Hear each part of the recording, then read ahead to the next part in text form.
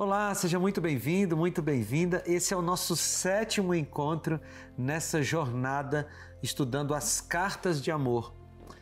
Você já acompanhou aí os outros episódios, não é? Então você já percebeu que nós estamos estudando trecho por trecho as 3 cartas de João.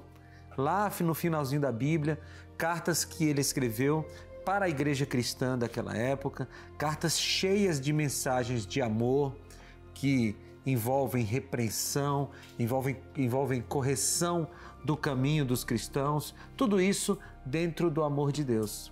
Por isso que a gente está chamando de as cartas de amor, porque realmente o amor de Deus, ele chega em nossa vida com o pacote completo, não é? Desde o carinho, o afago de Deus, até a repreensão de Deus, o castigo de Deus, tudo com a intenção de nos salvar. Mas antes da gente avançar no nosso estudo de hoje, eu quero te oferecer um presente. É o Guia de Estudos Jesus, Restaurador da Vida. Esse Guia de Estudos pode ser seu de graça. Nós vamos enviar para a sua casa sem custo algum, é um presente nosso. E como é que você faz para ter esse presente? É só pedir, ele já está pago. O envio para sua casa já está pago pelos Anjos da Esperança e nós só precisamos que você peça, porque a gente vai pegar o seu endereço, seus dados pessoais que são necessários e a gente vai mandar para sua casa sem custo algum. Tem 3 formas de você pedir esse estudo. A primeira é ligando para a nossa equipe de atendimento no horário comercial. O número é 0 operadora 12 2127 3121. 0 operadora 12 2127 3121. Outra forma de você pedir esse guia de estudos é entrando agora no site biblia.com.br. Nesse site você vai encontrar a imagem do estudo bíblico, clica nela, aí quando abrir o formulário você preenche, envia pra gente e aí é só esperar porque os correios vão entregar na sua casa, no seu endereço. Você também pode mandar uma mensagem para esse WhatsApp que está aparecendo aqui na tela. A mensagem é simples, você diz, olha, eu quero o estudo bíblico Jesus Restaurador da Vida.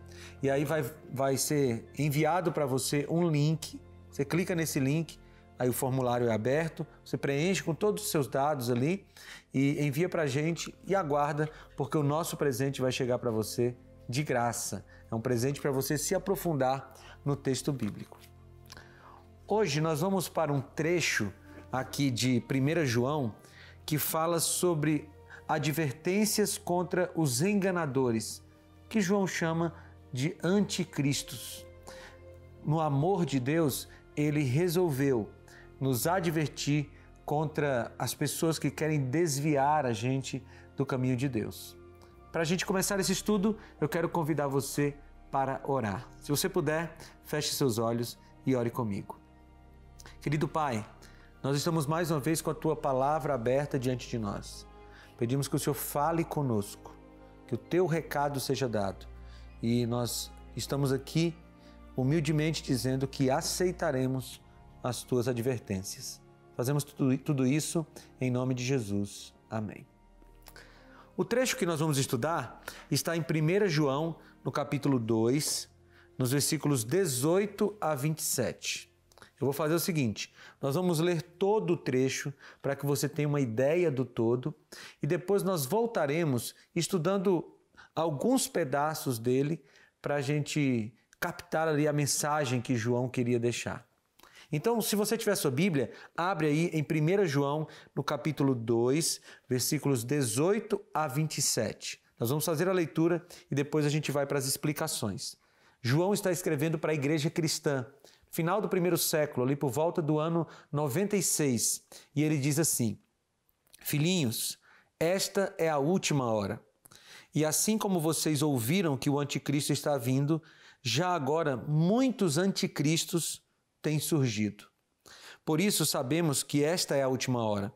Eles saíram do nosso meio, mas na realidade não eram dos nossos, pois se fossem dos nossos, teriam permanecido conosco. O fato de terem saído mostra que nenhum deles era dos nossos. Mas vocês têm uma unção que procede do Santo e de todos vocês têm conhecimento. Não escrevo a vocês porque não conhecem a verdade, mas porque a conhecem e porque nenhuma mentira procede da verdade. Quem é o mentiroso, senão aquele que nega que Jesus é o Cristo? Este é o anticristo, aquele que nega o Pai e o Filho. Todo que nega o Filho também não tem o Pai. Quem confessa publicamente o Filho tem também o Pai. Quanto a vocês, cuidem para que aquilo que ouviram desde o princípio permaneça em vocês. Se o que ouviram desde o princípio permanecer em vocês, vocês também permanecerão no Filho e no Pai. Versículo 25. E esta é a promessa que ele nos fez, a vida eterna. Escreva estas coisas a respeito daqueles que os querem enganar. Quanto a vocês, a unção que receberam dele permanece em vocês e não precisam que alguém os ensine. Mas com a unção dele, recebida, que é verdadeira e não falsa, os ensina acerca de todas as coisas. Permaneçam nele como ele os ensinou. Aqui, João está tentando vacinar a igreja contra pessoas que estavam querendo desviar as pessoas, ali os cristãos, do caminho de Deus. Isso é uma coisa que acontecia lá no tempo de João e acontece hoje também. E acontecerá de maneira cada vez mais intensa à medida que se aproxima a volta de Jesus. Se você percebeu aqui, João começa exatamente fazendo referência à volta de Jesus. Ele diz: filhinhos, esta é a última hora. João tinha tanta vontade de encontrar Jesus, ele tinha um sonho tão vivo na sua mente de reencontrar Jesus, na verdade, né? Porque Jesus tinha ascendido aos céus cerca de 60 anos antes. Como eu te disse, esse texto foi escrito por volta do ano 66 ou 96, e lá no ano 31, ou seja, um pouco mais de 60 anos antes, Jesus tinha ascendido aos céus com a promessa de retornar. Essa promessa ardia no coração de João, de tal forma que ele dizia: olha, essa é a última hora. Ele cria que Jesus voltaria no seu tempo. João não cometeu um erro, não, porque ele não estava profetizando a data da volta de Jesus, até porque ele sabia que Jesus tinha dito que ninguém sabia a hora. O que João estava fazendo era expressando o seu desejo de que Jesus voltasse em sua geração. Eu também tenho esse desejo.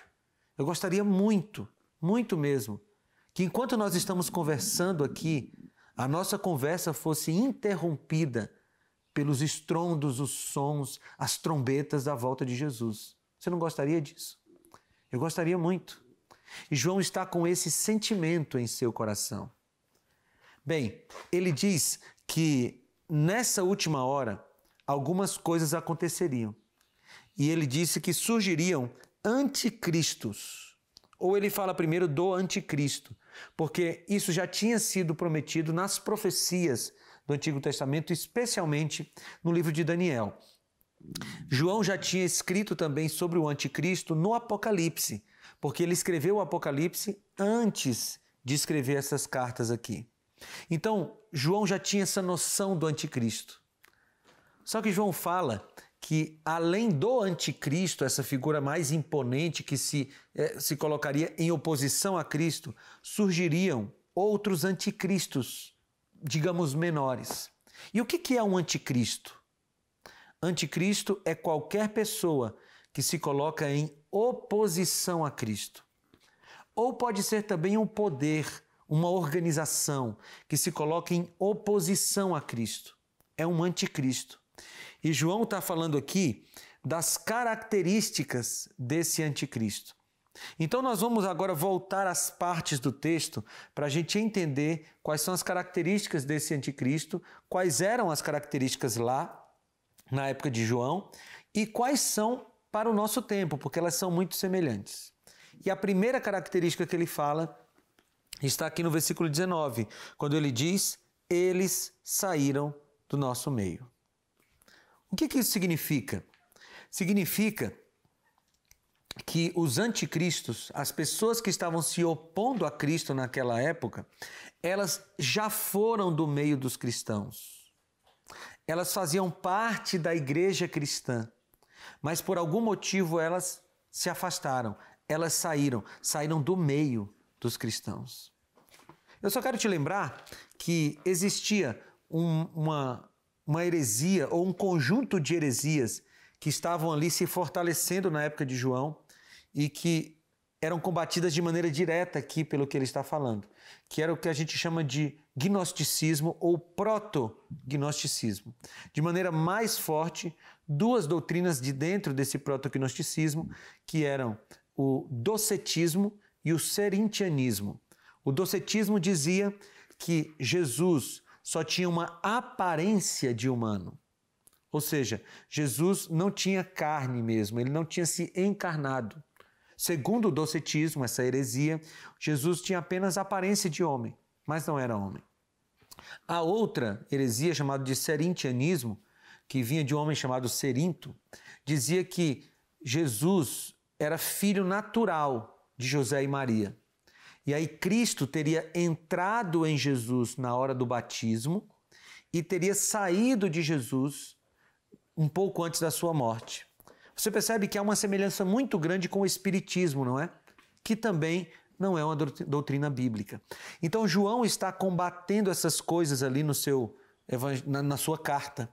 Então ele começa dizendo, esses anticristos eram dos nossos, mas saíram do nosso meio. Sabe, a maior oposição que o cristianismo pode sofrer é de gente que estava no nosso meio e saiu. Porque essas pessoas conhecem a gente, essas pessoas sabem como ferir a gente. E muitas vezes você também sofre oposição de pessoas próximas a você. Os cristãos do primeiro século já sofreram isso e suportaram isso. É possível suportar com Cristo. A segunda característica nós aprendemos por contraste, característica do anticristo. Está aqui no versículo 20, porque diz assim, mas vocês têm uma unção que procede do santo. Ou seja, aqui por contraste, nós entendemos que o anticristo ou os anticristos, eles não tinham a unção do Espírito Santo. E é exatamente porque eles não tinham a unção do Espírito Santo que eles começaram a se rebelar. Eles começaram a contar mentiras. Eles começaram a falar de coisas que não eram bíblicas. Você já estudou comigo na Bíblia, na nossa outra temporada, que o Espírito Santo nos conduz a toda a verdade. Está lá no discurso de Jesus em João capítulo 14, 15 e 16. O Espírito Santo nos conduz a toda a verdade. E quando uma pessoa começa a falar mentiras, quando uma pessoa começa a pregar coisas que não estão na Bíblia, quando uma pessoa começa a se opor à Bíblia, essa pessoa está demonstrando que não tem o Espírito Santo. Os anticristos na época de João não tinham o Espírito Santo.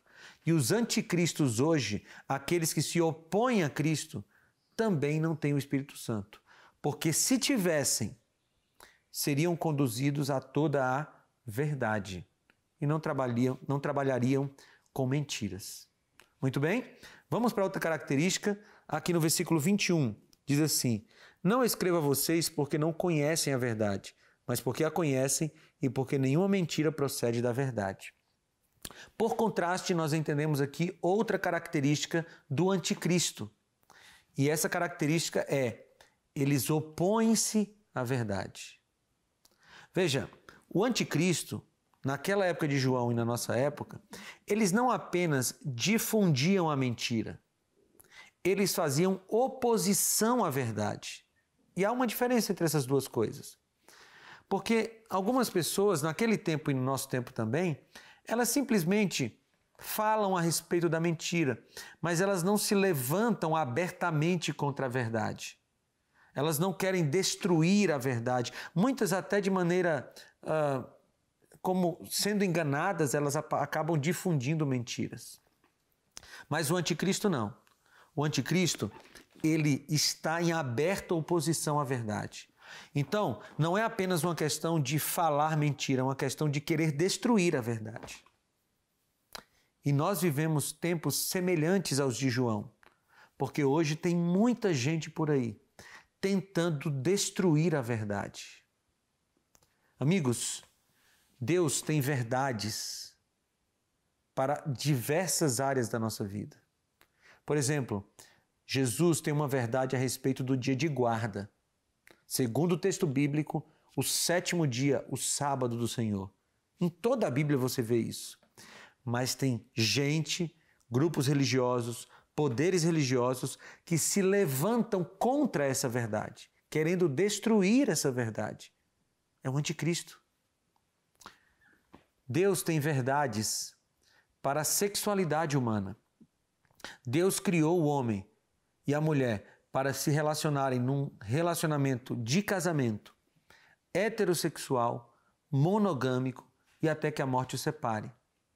E hoje nós encontramos gente se levantando e tentando destruir essa verdade. E como aconteceu com João, pessoas que saem do nosso meio. Então, estão tentando destruir a verdade de Deus. São anticristos. Qualquer pessoa que se levanta contra Cristo é o anticristo. Então, essa é mais uma característica. Essas pessoas se opõem à verdade. Mas tem mais uma característica. Versículo 22, vem comigo. Diz assim: quem é o mentiroso, senão aquele que nega que Jesus é o Cristo? Este é o anticristo, aquele que nega o Pai e o Filho. Percebeu aqui? Está muito claro, não é? O anticristo nega Jesus, nega o Pai. Mas como assim nega Jesus?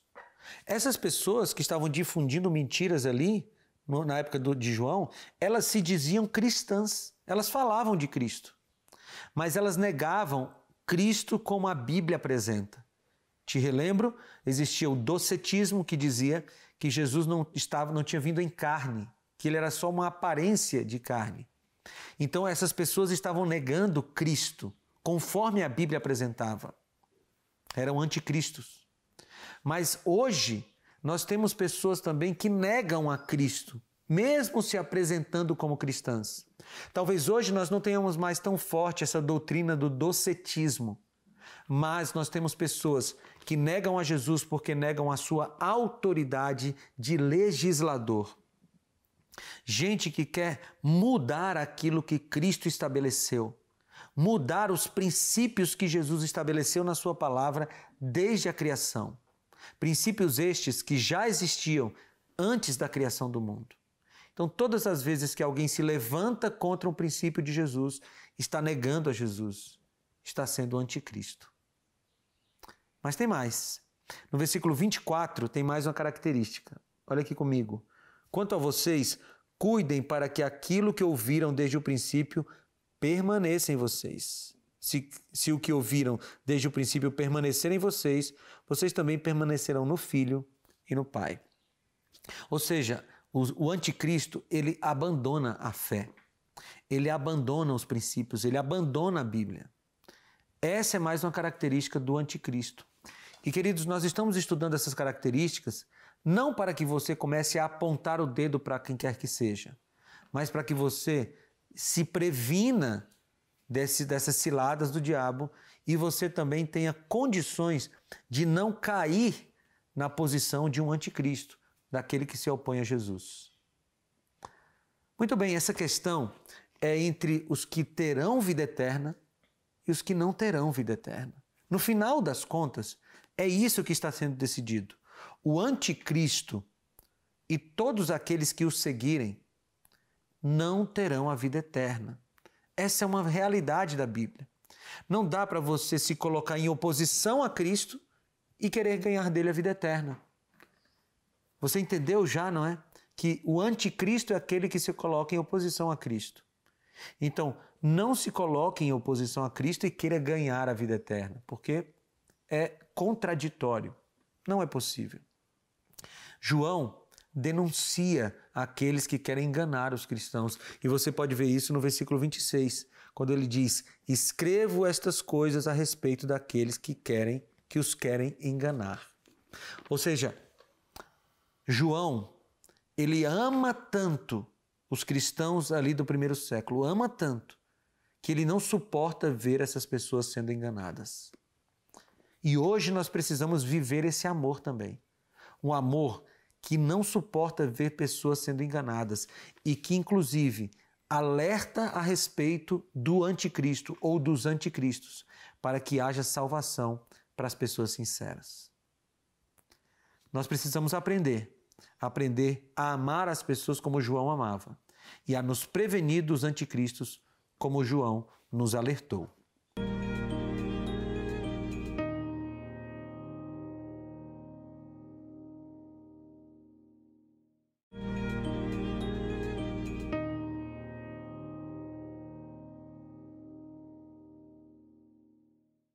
O tema da volta de Jesus é um tema muito presente nos escritos de João. Ele começa esse trecho que nós acabamos de mencionar, esse trecho que nós estamos estudando hoje, ele começa falando da volta de Jesus. E esse é um tema que não tem como não tocar quando você fala no Evangelho de João. Eu sempre estou te relembrando que as cartas de João, as cartas de amor, e o Evangelho de João tem um relacionamento muito íntimo. João escreveu o Evangelho e logo em seguida ele escreveu as cartas. Então você vai encontrar os temas do Evangelho nas cartas com muita frequência. E o tema da volta de Jesus é um deles. E eu quero citar para você aqui o que está escrito em João no capítulo 14, de 1 a 3. Eu vou abrir minha Bíblia para ler o texto na Nova Versão Internacional. Mas eu acho que você conhece esse texto de cor. João 14, de 1 a 3, diz assim: Não se perturbe o coração de vocês. Creiam em Deus, creiam também em mim. Na casa de meu pai há muitos aposentos. Se não fosse assim, eu teria dito a vocês: vou preparar lugar para vocês. E quando eu for e preparar lugar, voltarei e os levarei para mim, para que vocês estejam onde eu estiver. Vocês conhecem o caminho para onde eu vou. Aqui, Jesus está falando sobre esse momento que ele estaria indo para o céu preparar lugar e voltando, logo no futuro. São palavras de Jesus que João registrou e que se tornaram quase versos áureos da Bíblia, não é? Porque a gente conhece essa promessa de Jesus. Ele diz: eu vou preparar lugar. Só que há algumas coisas muito bonitas aqui. A gente não tem tempo de explorar todo esse texto, mas eu queria destacar pelo menos duas coisas aqui. A primeira é que ele diz que na casa do Pai há muitos aposentos. Poderia ser traduzido também como na casa de meu Pai há muitos quartos. Eu não sei se você já teve aquela ideia do céu de que todo mundo vai ter a sua casa, cada um com a sua família dentro da sua casa. Essa é uma imagem possível também, né? Todas as imagens do céu que nós colocamos na nossa mente são criações nossas, daquilo que nós gostaríamos que fosse. Mas nessa imagem aqui de João 14, 1 a 3, é a imagem de uma grande casa, na qual cada filho tem um aposento, um quarto. Não existe o quarto do mais rico, do mais pobre, do mais bonito, do mais feio, do mais inteligente, do menos inteligente. Não tem diferença nos aposentos, na casa do Pai que Jesus foi preparar. Lá todos serão iguais, todos terão a mesma importância, todos terão o mesmo acesso a Deus. Na casa do nosso Pai tem muitos aposentos, muitos quartos, inclusive um para você, sabia? Sim, na casa do nosso Pai tem um quarto preparado para você. E você só precisa aceitar a salvação que Jesus te dá de graça. Aceitar e se submeter à vontade dele para a sua vida. Porque a salvação já é sua. Você só precisa aceitá-la. Jesus está querendo dar a salvação para você. E o grande impedimento para que uma pessoa não receba a salvação é ela mesma, quando ela se recusa, se rebela contra Deus. Mas a segunda coisa que eu quero destacar aqui é que esse texto sobre a volta de Jesus, essa promessa do próprio Cristo, do seu retorno, está dentro de um contexto maior, um contexto da despedida de Jesus. E dentro desse contexto, Jesus fala sobre os enganadores. Olha que coisa interessante. Por isso que João fala dos enganadores nas cartas. Porque aqui Jesus também faz essa menção que nós precisaríamos estar atentos a doutrinas erradas, a coisas que não são da Bíblia. Jesus faz essa menção. E eu quero passar por alguns textos com você aqui desse trecho de João 14. E o primeiro trecho que eu quero passar é o que está no capítulo 14, no versículo 16. Na minha página eu preciso virar aqui, na sua Bíblia aí, talvez esteja na mesma página, João capítulo 14, versículo 16, diz assim: E eu pedirei ao Pai, e Ele dará a vocês outro Consolador. Na minha versão diz outro Conselheiro, para estar com vocês para sempre. Veja, no contexto da volta de Jesus, da ida de Jesus para preparar um lugar, ele diz: eu subirei ao Pai e pedirei que Ele envie a vocês outro Consolador. A palavra outro Consolador, ou essa expressão outro Consolador, é allos parácletos. Outro da mesma espécie, outro igual, parácletos, aquele que está ao lado. E vocês devem ter aí na sua mente, se você acompanhou a nossa outra temporada, você viu que o Espírito Santo foi derramado sobre os discípulos ali no Pentecostes, em Atos 2, 10 dias depois que Jesus ascendeu. Esse tempo não era um tempo aleatório, existia um cumprimento profético aí. Porque nas festas de Israel, o Pentecostes acontecia um domingo, 50 dias depois da Páscoa. Ou seja, morria o cordeiro na Páscoa e 50 dias depois acontecia a festa do Pentecostes. Aliás, Pentecostes quer dizer 50 dias depois da Páscoa. Agora, estão se cumprindo os eventos proféticos e aconteceu a Páscoa cristã. Foi a morte de Jesus, ok? Jesus é o Cordeiro de Deus que tira o pecado do mundo. Jesus morreu, ressuscitou, ficou 40 dias com os discípulos e ascendeu aos céus. 10 dias depois da ascensão de Jesus aos céus, o Espírito Santo recai. Acontece o Pentecostes. Você viu? Um cumprimento profético certinho. 50 dias depois da Páscoa, a morte de Jesus, acontece o derramamento do Espírito Santo. E esse Espírito Santo que cai sobre a igreja cristã, ele vem para consolar, para orientar, para estar ao lado. É através do Espírito Santo que a promessa de Jesus de estar conosco todos os dias até a consumação do século acontece. Jesus enviou o Paráclitos, o Consolador, para nos ajudar a estarmos no caminho certo. Eu lembro daquele texto lá de Isaías, lembra? Quando diz assim: quando te desviares para a direita ou quando te desviares para a esquerda, ouvirás uma voz por trás de ti dizendo: este é o caminho, andai por ele. É o Espírito Santo que vai nos orientando quanto ao caminho que devemos seguir. E nesse contexto do Consolador, nós temos a prevenção contra as heresias. Vai comigo para o capítulo 14 ainda de João, agora nos versículos 21 a 24. Lê comigo o que está escrito. Quem tem os meus mandamentos e lhes obedece, esse é o que me ama. Aquele que me ama será amado por meu Pai, e eu também o amarei e me revelarei a ele. Disse então Judas, vamos continuar aqui no versículo 22, não o Iscariotes, o outro Judas que também era discípulo. Senhor, mas por que te revelarás a nós e não ao mundo? Respondeu Jesus, se alguém me ama, obedecerá a minha palavra. Meu Pai o amará, nós viremos a ele e faremos morada nele. E agora o 24. Aquele que não me ama, não obedece às minhas palavras. Estas palavras que vocês estão ouvindo não são minhas, são de meu Pai que me enviou. Jesus está falando aqui de anticristos, assim como João falou lá na sua carta. Ele está falando de pessoas que se opõem à lei de Deus, que abertamente desobedecem à lei de Deus. O que eu vou te explicar agora, eu já falei algumas vezes, mas eu acho que é muito importante que fique claro. O pecado na vida de um cristão é um acidente. Ou seja, o cristão não programa o pecado.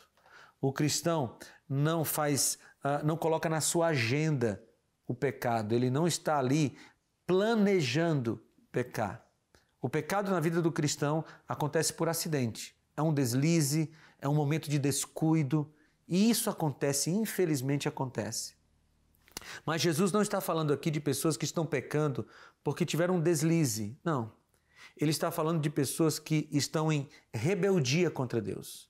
Estão abertamente em oposição à lei de Deus. Inclusive, ele fala aqui no começo do trecho que o amor por ele tem como sinal a obediência. E a oposição a Deus, a rebeldia contra Deus, tem como sinal a desobediência. Você sabia que você pode estar em rebeldia contra Deus sem saber? Você pode estar não amando a Deus sem saber? Aí você me pergunta, como é que eu vou saber disso? Qual é o critério? O critério está na sua disposição a obedecer.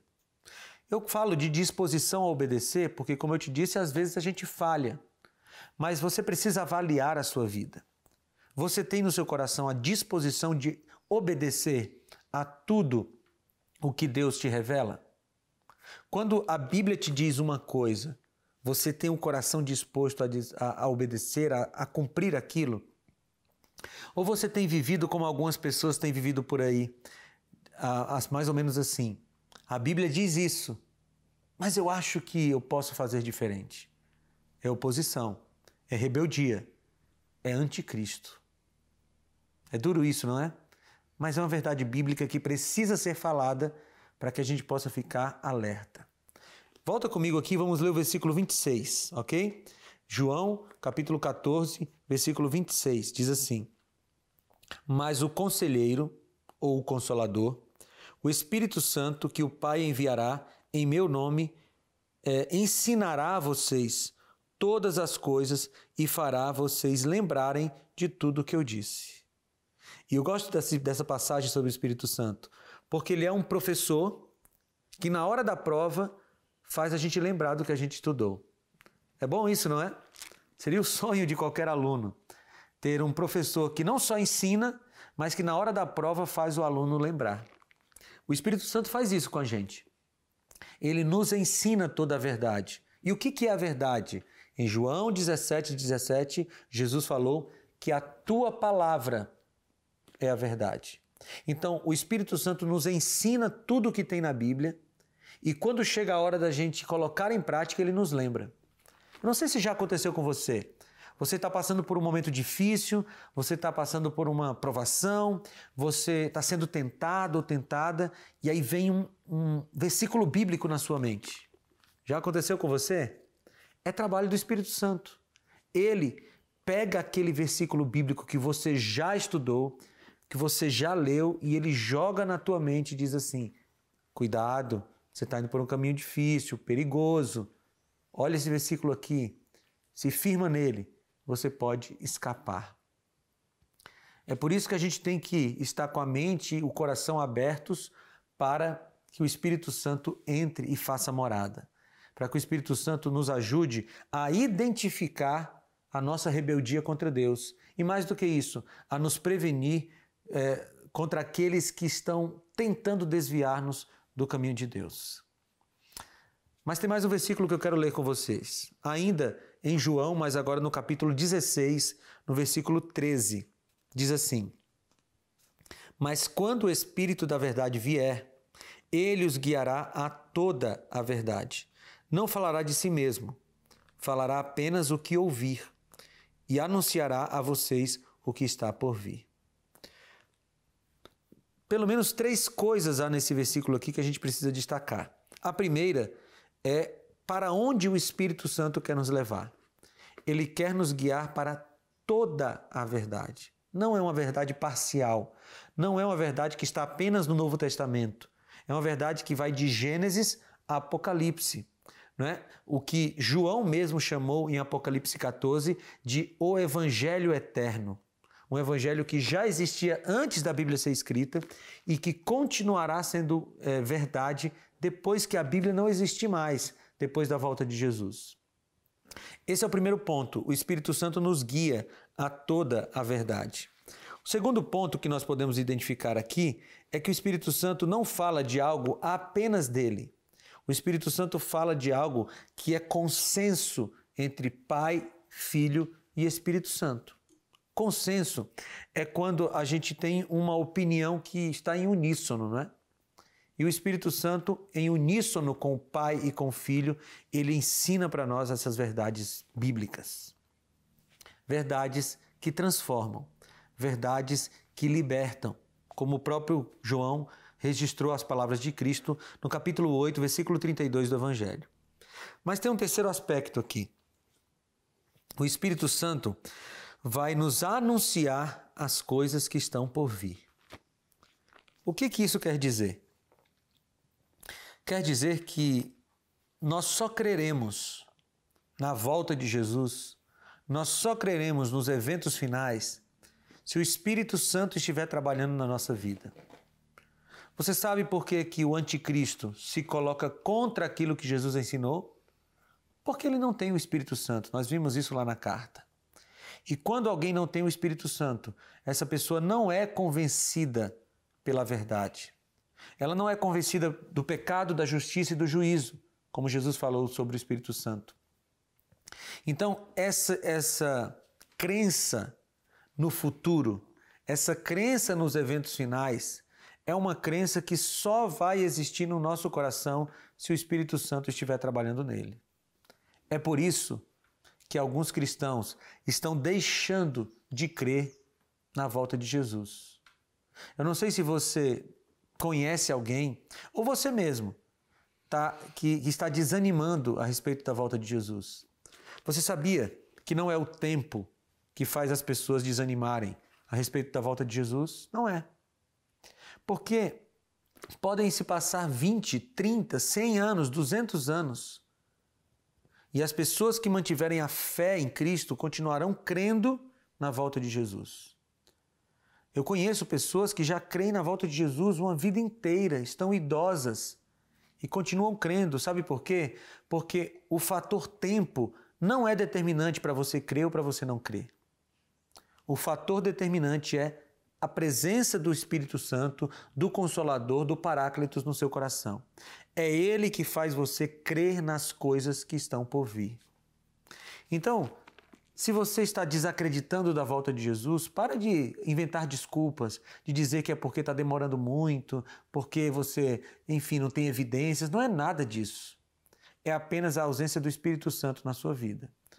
E a forma de resolver isso é trazendo o Espírito Santo para o nosso dia a dia. E é isso que nós vamos fazer a partir de agora. Nós vamos entender o que a gente aprende sobre tudo isso e como isso interfere na nossa vida hoje.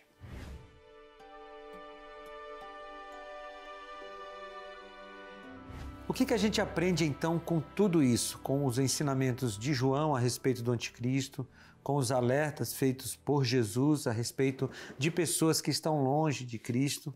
Como é que isso nos toca agora, no século XXI? Como é que isso deve ser aplicado à nossa vida agora? Vamos lá, eu quero pegar alguns pontos aqui com você para que nós possamos ter a nossa vida cristã segura, tá bom? Porque se nós ficarmos desatentos, o inimigo nos pega. Lá nos Salmos, Davi escreveu assim: o anjo do Senhor acampa-se ao redor daqueles que o temem e os livra. Mas também tem o texto dos Salmos também que diz que o diabo, ou melhor, o texto de Pedro, né, que diz que o diabo anda ao nosso derredor como um leão querendo nos tragar. Então nós temos que ter muito cuidado, porque o diabo, ele quer nos pegar, ele quer nos traçar, né, como diz lá o texto de Pedro, ele quer nos devorar, porque ele é um leão que está ao nosso derredor. Só que se você junta os dois textos, o anjo do Senhor está ao redor e o diabo está ao derredor, você vai perceber que o diabo só tem acesso a nós se nós estivermos sem a presença de Deus na nossa vida. Então a primeira coisa que a gente precisa entender é que nós temos que estar atentos a todos os anticristos. Eu já te expliquei, os anticristos são aquelas pessoas que fazem oposição à palavra de Deus. E não importa se essas pessoas são de dentro do cristianismo. Os anticristos, como nós vimos lá no texto de João, da carta de João, eles saíram de dentro da igreja cristã. Eles eram membros da igreja cristã. Eles faziam parte do povo. Mas, apesar de serem do povo, em algum momento eles se rebelaram contra Deus. E rebelião contra Deus é rebelião contra a sua palavra. Então, hoje, no século XXI, como seria aplicado esse princípio? O princípio é o seguinte: você precisa se afastar, você precisa ter cuidado com todas as pessoas que de alguma forma, em maior grau ou em menor grau, se rebelam contra alguma coisa que está escrita na palavra de Deus. Pode ser no aspecto da alimentação, no aspecto moral e ético, pode ser no aspecto religioso, doutrinário. Em qualquer um desses aspectos, se você encontrou uma pessoa que se levanta contra, cuidado, porque você está diante de um anticristo, ou seja, alguém que se opõe a Cristo e a sua palavra. Sabe, essas pessoas que não carregam as características do Espírito Santo, devem ser pessoas com as quais nós nos relacionamos num relacionamento salvífico. Veja, eu vou te explicar aqui para que fique bem claro. Eu não estou te dizendo que você agora não vai falar com ninguém que prega alguma coisa que é contra a Bíblia. Eu não estou te dizendo que você vai deixar de ter contato com essas pessoas. O que eu estou te dizendo é que tem que ter cuidado com elas. Qual é o contato que nós podemos ter com os anticristos? Com pessoas que se levantam contra Cristo. O contato com essas pessoas é um contato missionário. Ok? Contato missionário. O que seria um contato missionário? É um contato feito para, de alguma forma, tentar salvar essas pessoas. Sim, o anticristo, os anticristos, desse ponto de vista de pessoas que se levantam contra a Bíblia, essas pessoas também precisam de salvação e elas também podem ser alcançadas por Cristo. Enquanto existir graça para essas pessoas, enquanto Deus não disser que para elas não tem mais jeito, nós podemos sim nos aproximar para tentar mostrar a palavra de Deus. Mas veja, esse é o contato que nós podemos ter. A gente não pode se deixar influenciar por elas. A gente não pode se deixar convencer por elas. Porque o Espírito Santo quer que nós as ajudemos a voltarem para a verdade. É interessante que essas pessoas saíram do meio do cristianismo. E a maioria dos anticristos são assim. Eles saem do meio do cristianismo e às vezes até dizem que estão no meio do cristianismo, mas estão em oposição à Bíblia. Essas pessoas podem ser alcançadas por Jesus, se elas permitirem. E se elas permitirem, pode ter uma completa transformação de vida e elas podem voltar a ser cristãs e não anticristos. Sabe, as pessoas que negam a autoridade de Jesus e da sua palavra precisam de salvação, mas não permita que essas pessoas influenciem a você e a sua família. E eu queria me referir a você que tem crianças em casa, filhos pequenos. Você precisa proteger essas crianças dos anticristos. E às vezes esses anticristos se apresentam em desenhos animados, feitos para criança, mas que ensinam coisas que não são da Bíblia. Às vezes esses anticristos se apresentam por canais do YouTube, por redes sociais, e você que é pai de uma criança, mãe de uma criança, precisa proteger seu filho.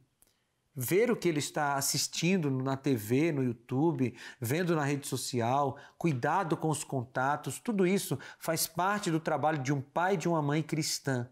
Proteger seus filhos e suas filhas contra os anticristos. É preciso ter cuidado com tudo isso. E sabe, esses eventos todos não devem tirar o nosso ânimo. Porque eu concordo com você que muitas vezes a gente se desanima, não é? A gente está vendo tanta coisa acontecer no meio cristão, tantos ensinamentos errados, e parece que os ensinamentos errados, eles prosperam mais do que a verdade, mas só parece, tá bom? A gente não pode achar que está tudo perdido, porque no final a verdade prevalecerá. A gente pode ter essa tranquilidade. No final de tudo, a Bíblia, a palavra de Deus é que vai prevalecer. Mesmo que ela seja perseguida, mesmo que pareça que as heresias, que as coisas que são contra a Bíblia estão prosperando, mesmo que pareça isso, no final a Bíblia vai prosperar. E é por isso que Jesus diz para a gente ter bom ânimo. Vai comigo para João, Evangelho de João, no capítulo 16.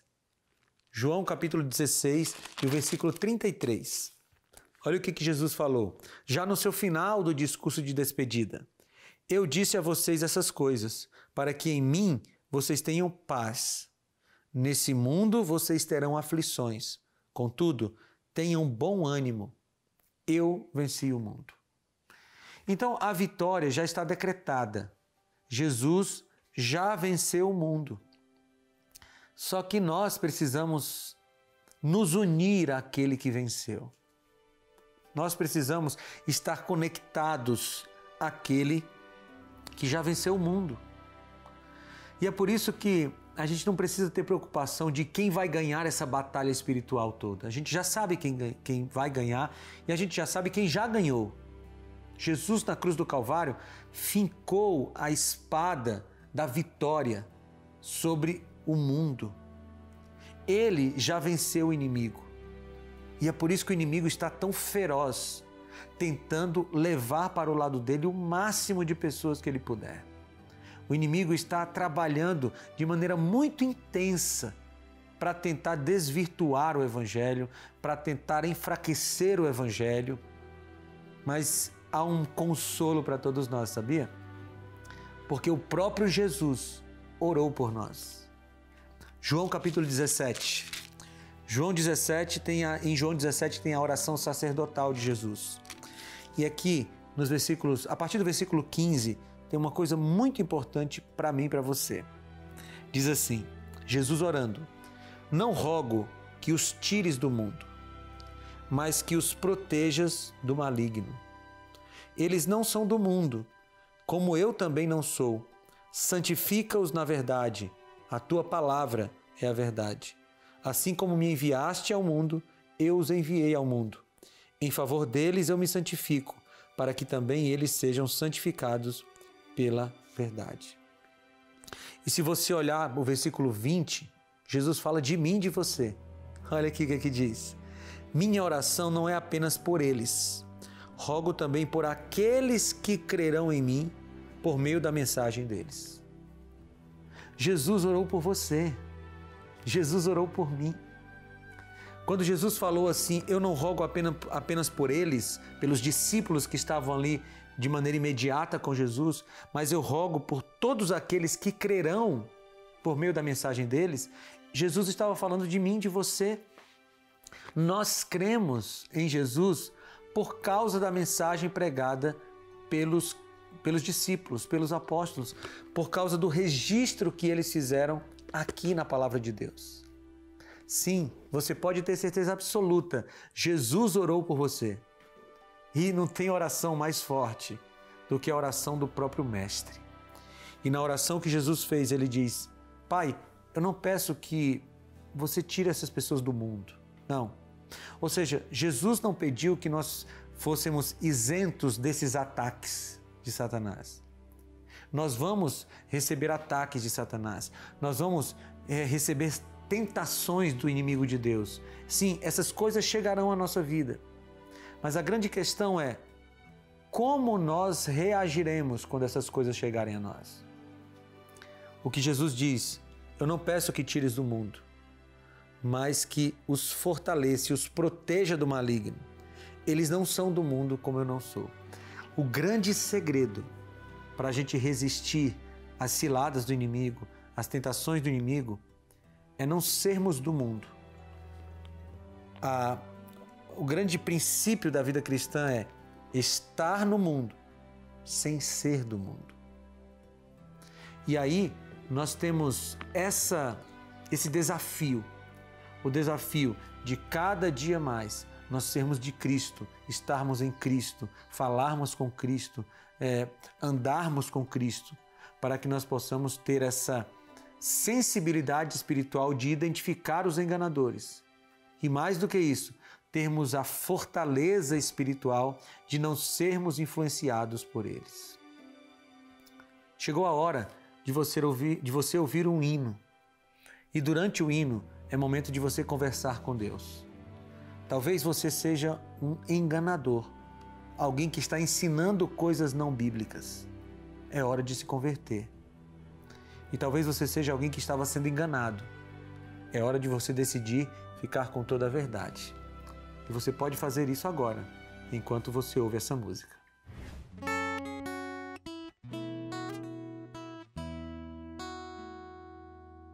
Nesse mundo de novos paradigmas,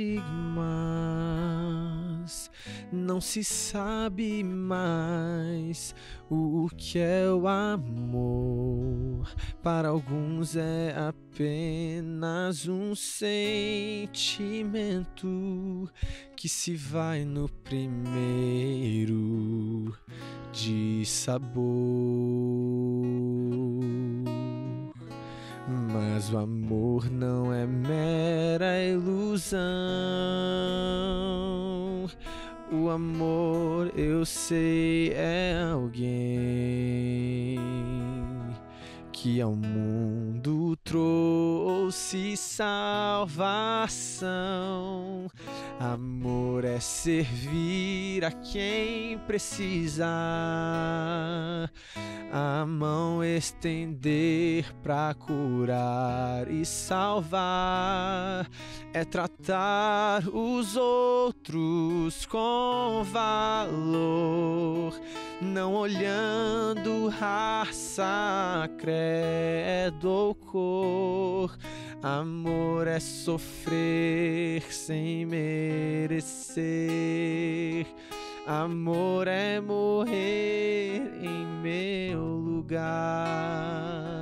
Amor é levar minha cruz. Amor, identidade de Jesus.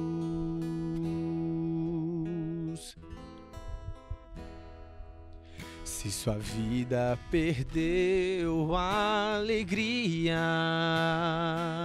se seus sonhos não têm nenhuma cor, seu caminho precisa de mais brilho, seu caminho precisa de amor. Deixe Cristo agir em você. Ele sempre tem a saída. Seu caminho sempre é o melhor. Amor é servir a quem precisa, a mão estender pra curar e salvar, é tratar os outros com valor, não olhando raça, credo ou cor. Amor é sofrer sem merecer. Amor é morrer em meu lugar. Amor é levar minha cruz. Amor, identidade de Jesus.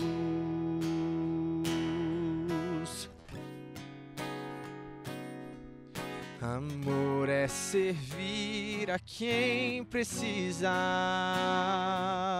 a mão estender pra curar e salvar, é tratar os outros com valor, não olhando raça, credo ou cor. Amor é sofrer sem merecer. Amor é morrer em meu lugar. Amor é levar minha cruz. Amor, identidade de Jesus, pois Ele é o próprio amor.